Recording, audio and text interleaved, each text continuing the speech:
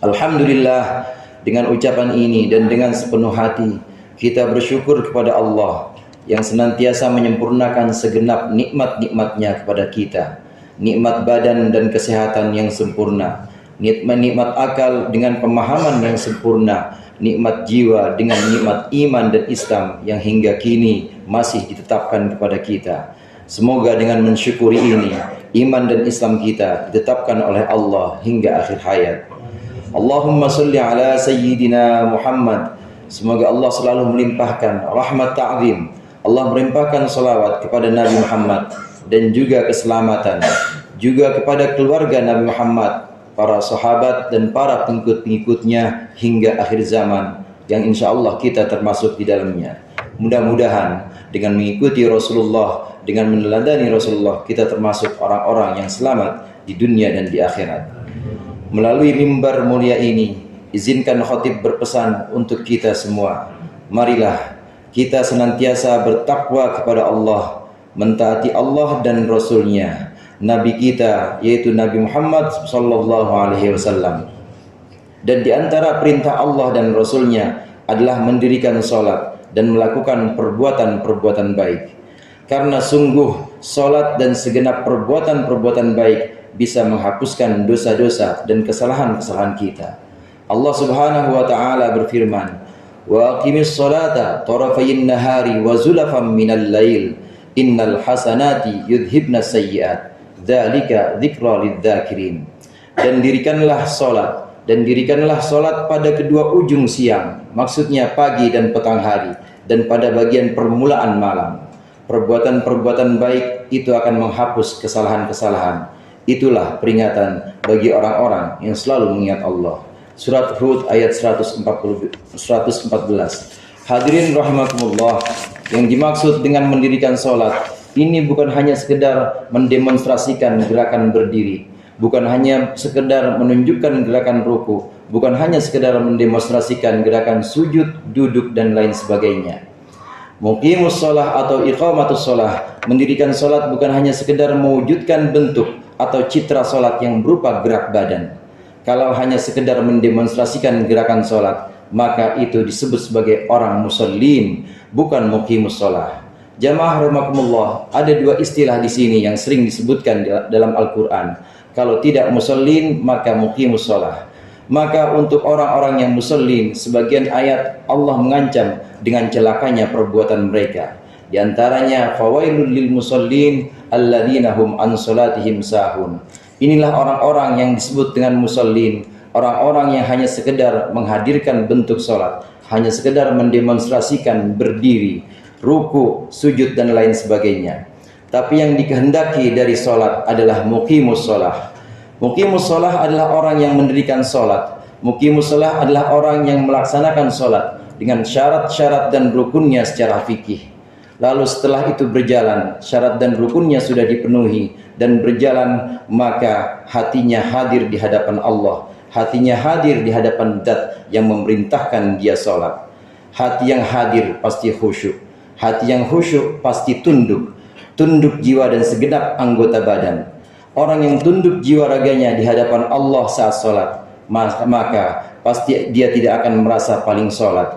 Dia tidak akan merasa paling benar, karena dia sadar betul bahwa salatnya, bahwa ibadahnya, bahwa segenap amalan-amalannya itu adalah bimbingan dari Allah. Inna salati wa nusuki wa mahyaya wa mamati lillahi rabbil alamin. Sesungguhnya salatku, ibadah-ibadahku, bahkan hidup dan matiku adalah hanya milik Allah, bukan kebisaan dan kebolehanku, tapi kebisaan dan bimbingan dari Allah. Ini yang pertama yang bisa kita ambil dari ayat di atas. Yang kedua yang bisa kita ambil dari surat Hud ayat 114 itu, bahwa waktu-waktu salat sudah ditentukan. Waktu-waktu ibadah pokok yang diwajibkan atas kita sudah ditetapkan oleh Allah. Ada rahasia tersembunyi dalam ketentuan waktu-waktu ini, bahwa dua ujung siang, pagi dan petang adalah waktu-waktu dari putaran siang dan malam. Waktu awal malam adalah waktu permulaan gelap yang mengharuskan kewaspadaan, yang mengharuskan kepasrahan kita kepada Allah. Atau paling tidak, waktu-waktu salat dan waktu-waktu ibadah lainnya yang Allah tentukan, paling tidak itu mengajarkan kepada kita kedisiplinan dan manfaat yang kembali lagi kepada kita, bukan untuk Allah tapi kemanfaatnya untuk kita. Allah Subhanahu wa taala berfirman, "Innas salata kanat 'alal mu'minina kitaban mawquta." Sesungguhnya salat atas orang-orang beriman menjadi kewajiban yang ditentukan waktunya. Kemudian yang ketiga hadirin, sungguh kebaikan-kebaikan bisa menghapuskan kesalahan-kesalahan. Selain salat, ada banyak kebaikan-kebaikan yang bisa kita lakukan. Jika seorang melakukan kesalahan sebagai perumpamaan, lalu setelahnya anak itu berbuat baik, anak itu melakukan hal-hal yang kita senangi, tentu kita akan memaafkan anak tersebut.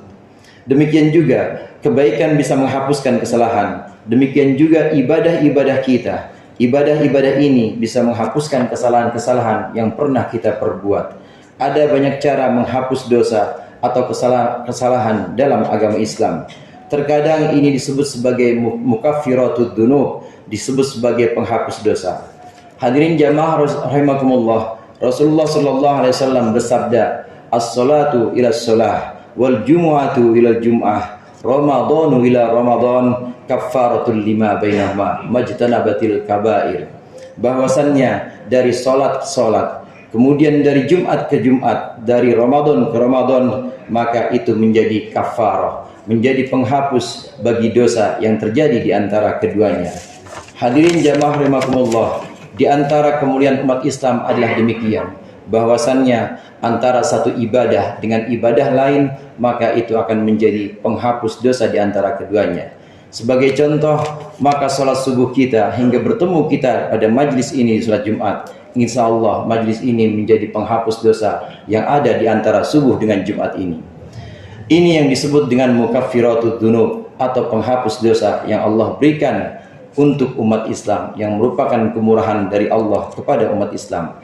Dan di antara kemuliaan umat Islam yang Allah berikan adalah panjangnya umur dalam iman dan Islam.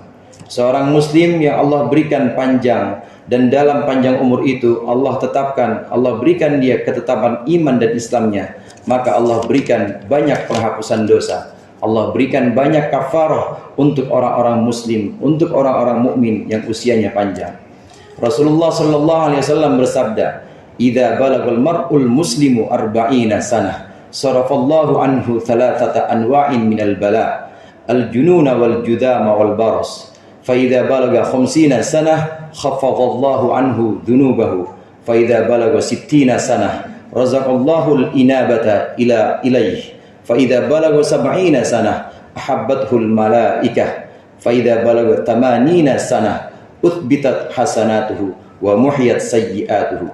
Fa idza balagha 90 sanah, ghafarallahu lahu ma taqaddama wa ma ta'akhkhara min dhanbihi wa summiya asirallahi fi ardi wa syuffi'a li ahli baiti." Sabda Rasulullah sallallahu alaihi wasallam bahwasannya seorang muslim ketika Allah karuniai umur hingga 40 tahun, maka akan Allah selamatkan orang ini dari 3 macam penyakit. Yang pertama yaitu penyakit gila, kemudian penyakit kusta, dan juga penyakit baros atau penyakit belang jika sudah sampai usia 40 tahun masih dalam keadaan Islam. Kemudian ketika sampai pada usia 50 tahun dan masih dalam keadaan Islam, masih kuat iman dan Islamnya, maka khaffafallahu anhu dhunubahu, Allah akan ringankan dosa-dosanya. Allah akan buat dia hanya mengerjakan dosa-dosa yang ringan-ringan saja, bukan dosa-dosa yang besar. Kemudian ketika sudah sampai 60 tahun, seorang muslim masih memegang teguh keimanan dan keislamannya, maka akan Allah berikan al-inabah, akan Allah berikan sikap yang selalu kembali kepada Allah, sikap yang selalu mengingat Allah dan mengingat kematian, bahwa dia akan kembali kepada Allah jika umurnya sudah sampai 60 tahun. Kemudian jika sudah sampai 70 tahun, seorang muslim masih dikaruniai Islam, masih dalam iman yang tetap dalam hatinya, maka Allah buat para malaikat itu mencintai orang yang 70 tahun dalam keadaan muslim ini. Kemudian ketika sampai umur 80 tahun, maka akan Allah tetapkan kebaikan-kebaikannya dan akan Allah hapuskan keburukan-keburukan atau dosa-dosanya umur 80 tahun. Dan yang terakhir, apabila dia Allah karuniai umur hingga 90 tahun, tis'ina tanah, Allah berikan umur 90 tahun dan masih dalam keadaan Islam, maka akan Allah ampuni ma taqaddama min dzambihi wa ma ta'akhkhar. Akan Allah ampuni dosa-dosa yang telah lalu dan Allah ampuni dosa yang akan datang. Dan dia disebut sebagai asirullah, disebut sebagai tawanan Allah, disebut sebagai paku di dunia ini yang bisa memberikan syafaat kepada orang-orang yang dia cintai. A'udzubillahi minasyaitonirrajim. Bismillahirrahmanirrahim. Wa aqimis salata tarafayn nahari wa zulafan minal lail. Innal hasanati yudhibnas sayyi'at. Dzalika dzikra lidzakirin. Dan dirikanlah salat pada kedua ujung siang, pagi dan petang, dan pada bagian permulaan malam. Perbuatan-perbuatan baik itu bisa menghapus kesalahan-kesalahan. Itulah peringatan bagi orang-orang yang selalu mengingat Allah.